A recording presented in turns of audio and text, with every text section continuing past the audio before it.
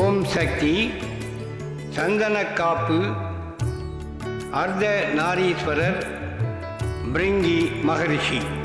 சந்தன சுந்தரியே சக்தி எனும் அந்தரியே வந்தனம் செய்தோமடி வாழ்த்திடவே வந்தோமடி அம்மா வாழ்க நீ வாழ்க வாழ்கவே. அர்த்தநாரி அம்மைக்கும் அப்பனாகி அப்பனுக்கும் அம்மையாகி மும்மைக்கும் முதலும் ஆகி முதலுக்கும் முடிவும் ஆன அன்னை பராசக்தி அவதார திருத்தலத்தில் அம்மையப்பர் ஆகி வந்த அழகான அர்த்தநாரி. உமையொரு பாகன் ஆகி உலகிலே காட்சி தர அமைந்த ஒரு கதையும் அகிலத்தில் இருக்கிறது. பிருங்கி என்னும் பெயர் கொண்ட பெரியதொரு மகரிஷி முரட்டு பக்தி கொண்டவர். முரட்டு பக்தி சரிதான், ஆனால் பிருங்கி முனியோ முரண்டு பக்தியும் கொண்டிருந்தார். அது என்ன முரட்டு பக்தி? ஆமாம், அது என்ன முரண்டு பக்தி? ஆமாம், முரண்டு பிடிக்கிற சக்தி, முரண்டு பிடிக்கிற பக்தி. எத்தெய்வம் ஆனாலும் வணங்க மாட்டேன், என் தெய்வம் சிவன் மட்டுமே, சிவன் மட்டுமே என் தெய்வம். எவர் சொன்ன போதிலும் என் தெய்வம் சிவனை மட்டுமே வணங்குவேன், பிற தெய்வம் வணங்க மாட்டேன் என்று முரண்டு பிடிக்கிற பக்தி. சிவபெருமான் வாடுகிற கைலை மலை சென்று சிவபெருமானை வணங்குகிற சிறந்த பேறு பிருங்கி என்னும் மாமுனிக்கு பேர் அருளால் கிடைத்தது. கைலை மலை சென்று கணபதியை வணங்கவில்லை, மயிலை வாகனம் கொண்ட கதிர்வேலை வணங்கவில்லை, நந்தியை வணங்கவில்லை, நான்முகனை வணங்கவில்லை, நாரதரை வணங்கவில்லை. நாற்புறமும் எதிர்ப்பட்ட மகாவிஷ்ணு, மகாலட்சுமி, மகா சரஸ்வதி முதலாக சித்தர்கள் தேவர்கள் யாரையும் சிந்தையில் கொள்ளவில்லை. விருட்டென்று நடை போட்டு வீராப்பு மனத்தோடு கருத்தெல்லாம் சிவனாக ககன வெளி வழியாக கையிலையில் சிவநாதரை காணப்போன பிருங்கி ரிஷி ஒயிலாக பார்வதி தேவி உடன் இருக்க சிவபெருமான் உட்கார்ந்திருக்க கண்டார். அதிர்ச்சியுடன் பிருங்கி ரிஷி அகங்கலங்கி போனார். சிவனை மட்டுமே கண்டு சிறந்தாழ்த்த வந்தால் அவனுடைய மனைவியுடன் அமர்ந்து இருந்தானே, அதனால் என்ன? அதற்கும் ஓர் உபாயம் கண்டார்.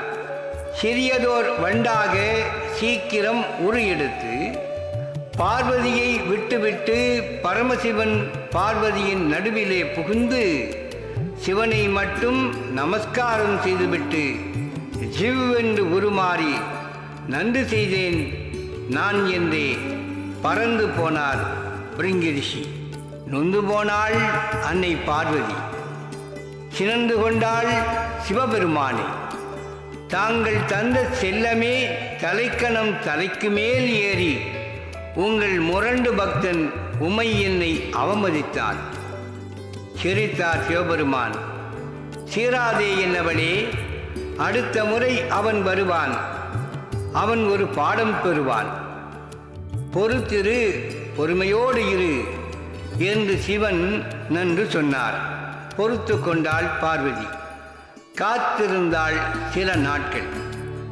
சிவனை மட்டும் தனியாக சிறப்பாக தரிசித்தேன் என்றும் புவனத்தின் ஈஸ்வரியை புறக்கணித்தேன் புத்தியால் என்றும் ககனத்தின் மீதேறி கையிலையை வந்தடைந்தான்.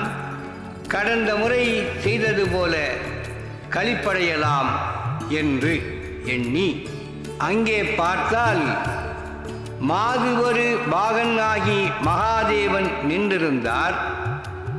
பச்சை நிறம் இடப்புறத்தில், பவள நிறம் வலப்புறத்தில், தோடணிந்தாள் இடப்புறத்தில், தொங்கியது குண்டலம் வலப்புறத்தில். பச்சை நிற பட்டுச்சேலை இடப்புறத்தில், புலித்தோல் ஆடையாக வலப்புறத்தில்.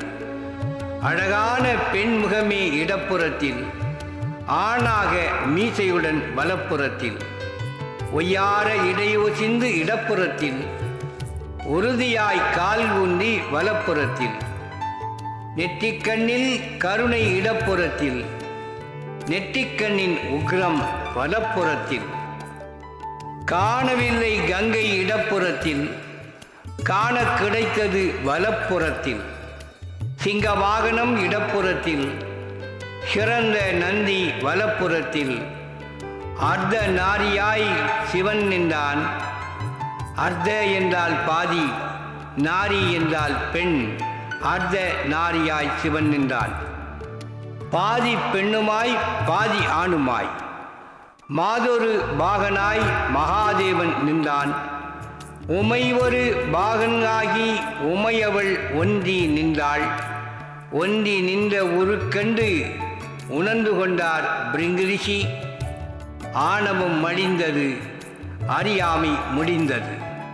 அப்பன் நீ, அம்மை நீ, ஒப்புடைய மாமனும் மாமியும் நீ. இப்பொன்னி இம்மணி நீ, இம்முத்தும் நீயே, என்னை ஆண்ட குருவும் நீயே. தாயாகி தந்தையும் காண என் தெய்வம் நீயே என்று பிருங்கி வணங்கிய, பிருங்கிக்கு வழங்கிய அருள் காட்சியே. அர்த்தநாரியே, பாதி பெண்மணியே, ஆதி பராபரையே, வாழ்க நீ, வாழ்க நீயே.